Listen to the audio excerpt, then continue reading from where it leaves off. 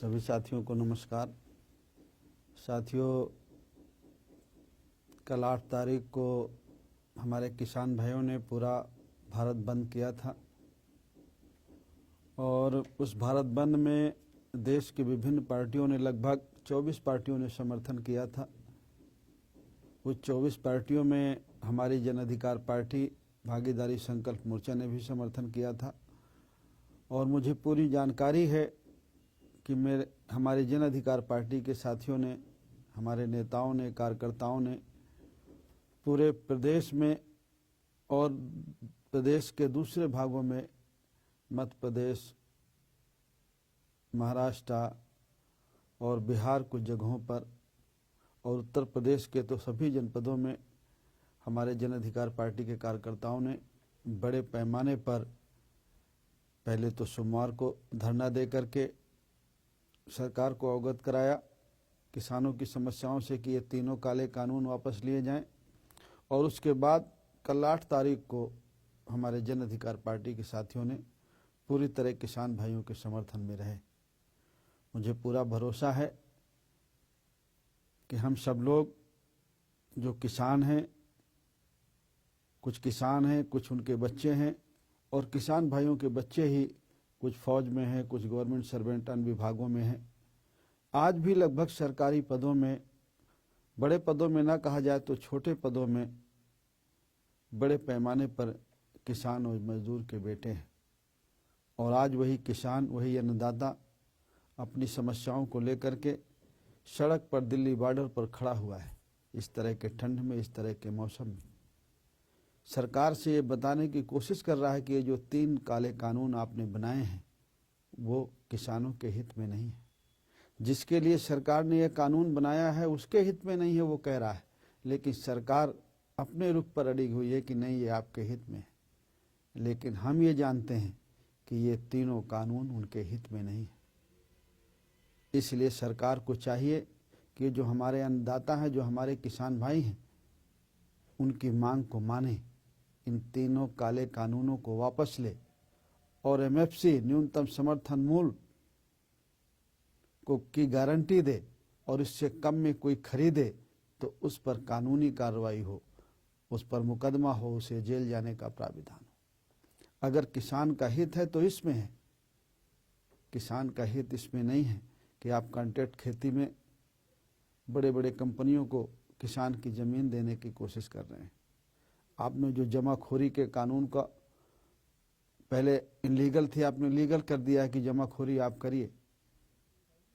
आपने जो और कानून बनाए, ये तीनों कानून कहीं से भी किसान भाइयों के हित में नहीं है। तो सरकार से हमारी अपील है, जो आप कह रहे हैं, आपके लोग कह रहे हैं कि कोई खालिस्तान का बैठा है, कोई कहीं बैठा है, कोई खालिस्तानी और कोई पाकिस्तानी नहीं बैठा है। हमारे आपके बुजुर्ग, हमारे बच्चे उस धरने में बैठे हुए हैं, जो इस कानून को जाने हैं, जो समझे हैं कि कृषि कानून में आपने क्या कहा है। अगर उसको गंभीरता से पढ़ें, हमारी ज़मीन, और हमने एग्रीमेंट कर दिया, उस एग्रीमेंट के आधार पर व्यापारी उस ज़मीन पर लोन ले सकता है, और लोन लेकर के वो भाग जाए और भरे फिर किसान, क्योंकि उसकी ज़मीन है वो, जैसे पहले भी लोग भाग गए। आपने जो कानून बनाने का काम किया है, किन लोगों ने ये सुझाव दिया, मतलब सिर्फ किसान को खत्म करने का, उसकी पूरी जमीन ले लेने का प्लान किया गया।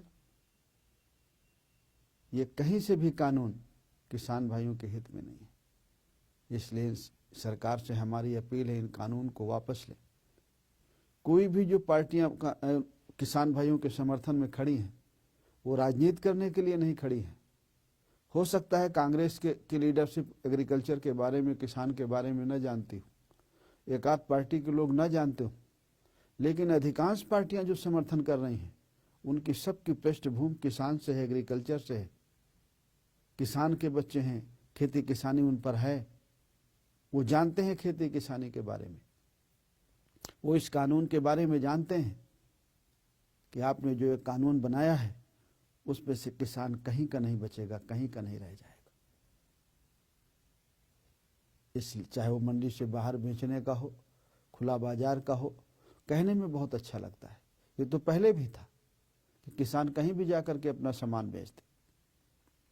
जब किसानों का सामान उपज औने पौने दामों में ले ली जाती थी, तो सरकार ने ही ये निर्णय किया कि बिचौलियों के शोषण से किसान को बचाया जाए और मंडियां स्थापित की गई और न्यूनतम समर्थन मूल्य निर्धारित किया गया कि मंडियों में जाएगा किसान, वहां बेचेगा, जो न्यूनतम समर्थन मूल्य सरकार निर्धारित करेगी उस पर खरीद होगी और किसान से उसको कुछ फायदा हो रहा था।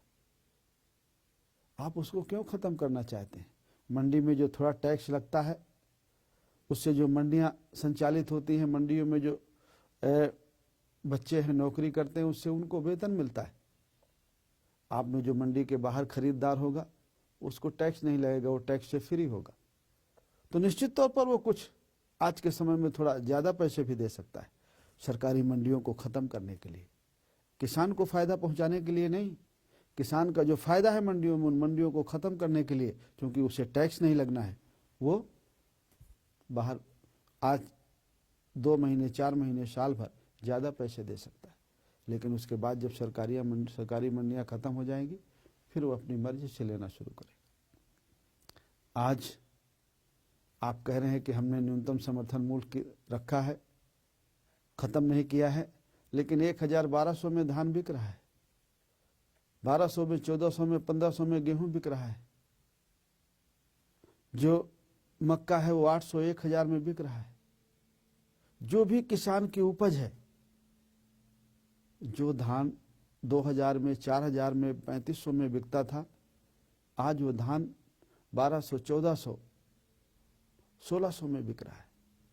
आपने तो किसान की आमदनी 2 गुना करने को कहा था, आपने तो आधे से भी कम कर दिया। पेट्रोल और डीजल की कीमतें आपने बेतहाशा बढ़ा दी। अंतर्राष्ट्रीय बाजार में तेल की कीमतें इतनी है नहीं जितनी आपने बढ़ा दी। किसान को अगर 6 साल पहले उसको 100 रुपया मिलता था, तो आज उसको 33 रुपया, 35 रुपया मिल रहा है। यहां पर लाके आपने खड़ा कर दिया है और आप उसके बाद भी कहते हैं कि नहीं, हम किसान की आमदनी 2 गुना बढ़ा रहे हैं, और आप जिद में हैं कि नहीं, हम आपके फायदे का काम कर रहे हैं। जिसके लिए फायदे के काम कह रहे हैं वो किसान भाई कह रहा है, वो अन्नदाता कह रहा है कि ना बाबा ना, हमारा इसमें फ़ायदा नहीं है, हमारे लिए तो पुराना ही ठीक है। आप उसमें थोड़ा सा और उसको कड़ाई से अगर हमारा हित चाहते हैं तो उस कानून में इतना प्राविधान कर दीजिए कि मंडी के बाहर या मंडी में जो खरीदेगा वो न्यूनतम समर्थन मूल्य में खरीदेगा, उससे कम कोई खरीदेगा उस पर कानूनी कार्रवाई हो, और बाकी कानून वापस ले लीजिए। जिसमें देश का हित है, अन्नदाता का हित है, हमारे देश के लोग हैं, हमारे लोग हैं, हमारी सरकार है, हमारे द्वारा चुनी गई सरकार है। और अगर हमारी सरकार, हमारे द्वारा चुनी गई सरकार जो जनता से बनी है, जनता के लिए बनी है, उसके हित के लिए बनी है, अगर उसी के लिए हमारी सरकार न सुने तो फिर कौन सुनेगा? इसलिए सरकार से हम अपील करते हैं कि कोई भी राजनीतिक पार्टी उसमें राजनीतिक रोटियां नहीं सेक रही, कोई एंगल नहीं है। सबका एक ही सोचना है कि ये कानून हमारे हित में नहीं है। जो भी राजनीतिक लोग हैं वो भी किसान हैं, किसान के बेटे हैं, वो भी जानते हैं कि ये हमारे हित में नहीं है।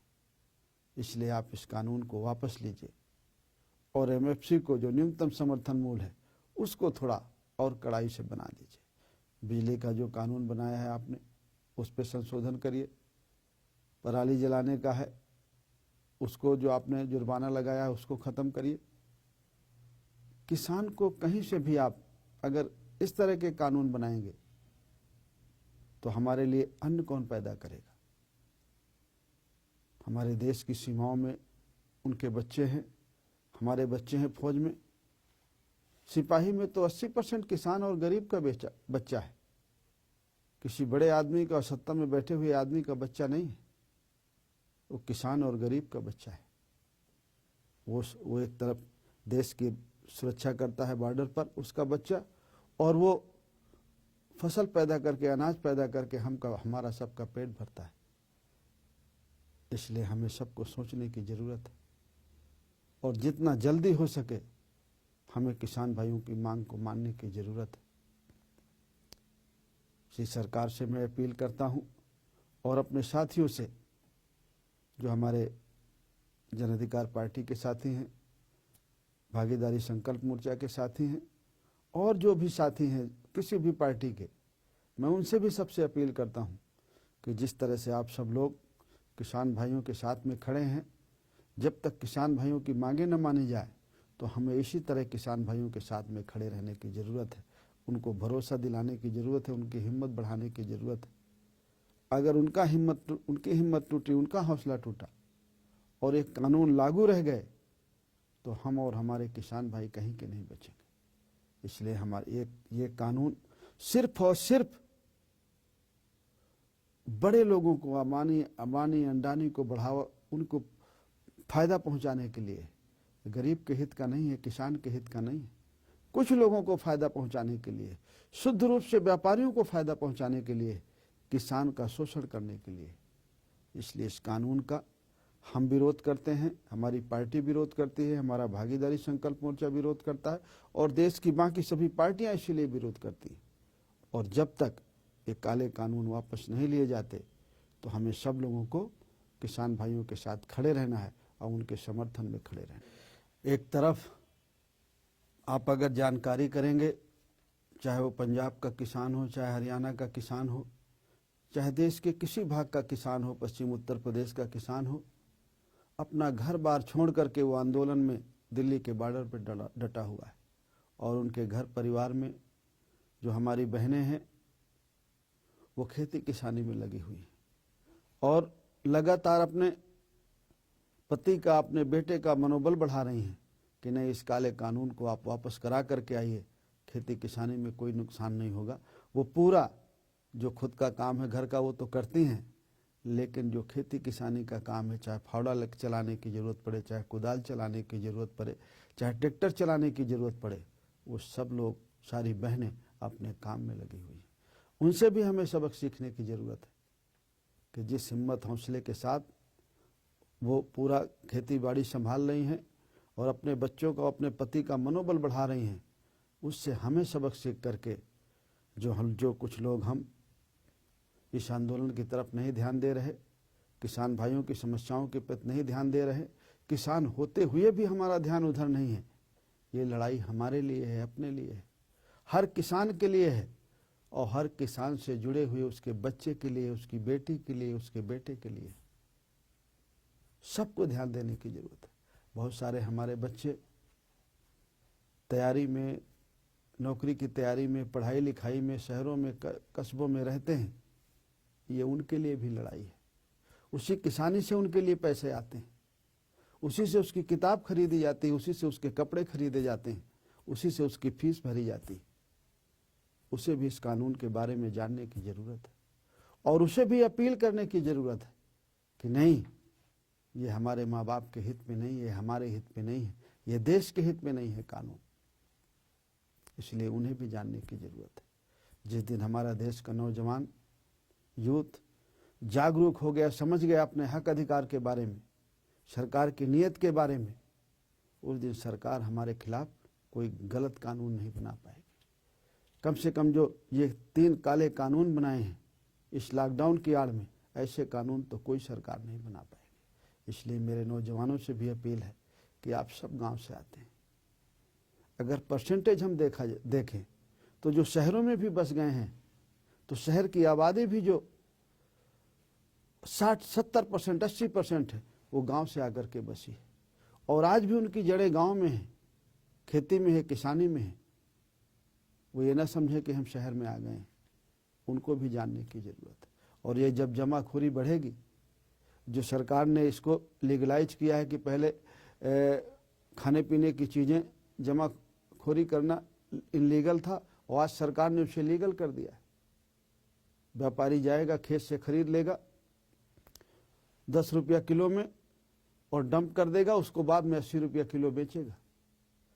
और खाली उससे किसान प्रभावित नहीं है, जो शहर का सोचता है मैं किसान नहीं हूं, उसे भी खरीदना पड़ता है, नौकरी वाले को भी खरीदना पड़ता है, मजदूर को भी खरीदना पड़ता है, कोई ऐसा व्यक्ति नहीं है जो किसान से प्रभावित नहीं है, कृषि से प्रभावित नहीं है। इसलिए सभी भाइयों को सोचने की ज़रूरत है और किसानों का समर्थन करने की ज़रूरत है। बहुत बहुत धन्यवाद।